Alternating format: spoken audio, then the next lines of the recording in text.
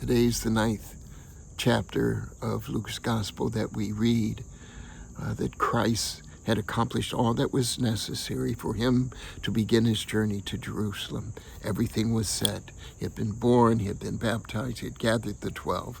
He had been through the temptations on the desert. He had gone through all that was necessary by even declaring through Isaiah 61 that he was the one that was where the fulfillment of that scripture had been completed in their hearing. He was set. And on his journey to Jerusalem, to that cross, that long journey, he sent forward some agents to make certain everything was set so that he could be there for a moment. And he had gone to Samaria, and the Samaritans there didn't want him because he was going to Jerusalem. They didn't want him to be there because he was Jewish. And so they had rejected him. And so James and John come to Christ and says to him, and they say to him, should we send lightning and thunder to destroy that town? Christ says, no. In fact, he admonishes them. Scripture tells us to not do that. You know what?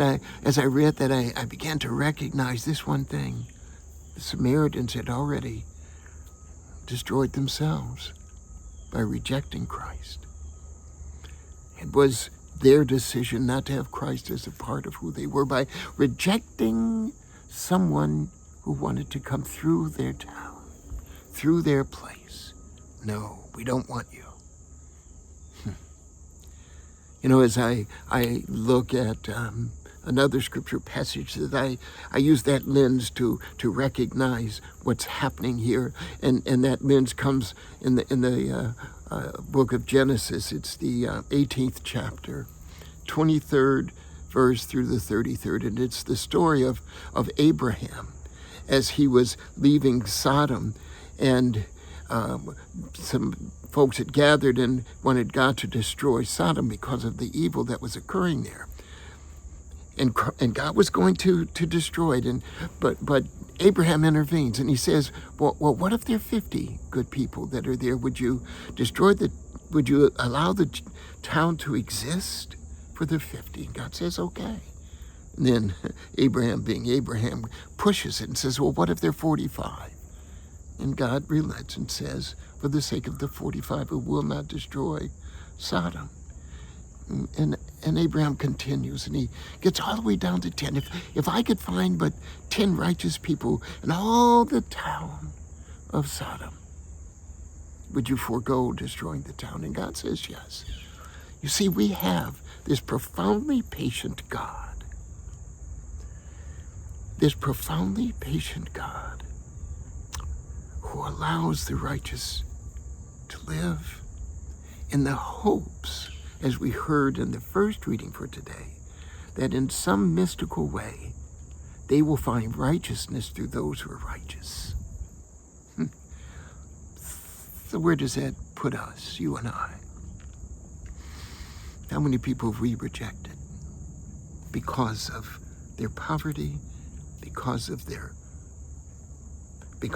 wealth, because of their color, because of their religion, because of what language they speak or what language they don't speak, because of their culture, their traditions. And we don't see the good that is there, but are willing to destroy the entirety of it because we don't think there's any good in it. What about not only ourselves, but what about our town? Does our town where we reside reject others without looking for the good? What about our state?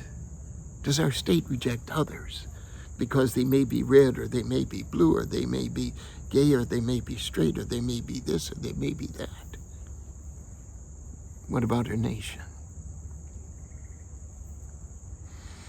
Do we reject an entire people without seeking or finding the good? Or do we declare, as we do in our individual lives, entire people need to be destroyed without recognize there's always the righteous? may that righteousness dwell in us.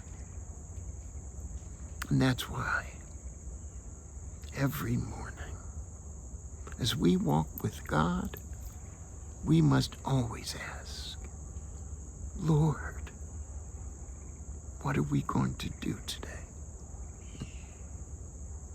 Bless you.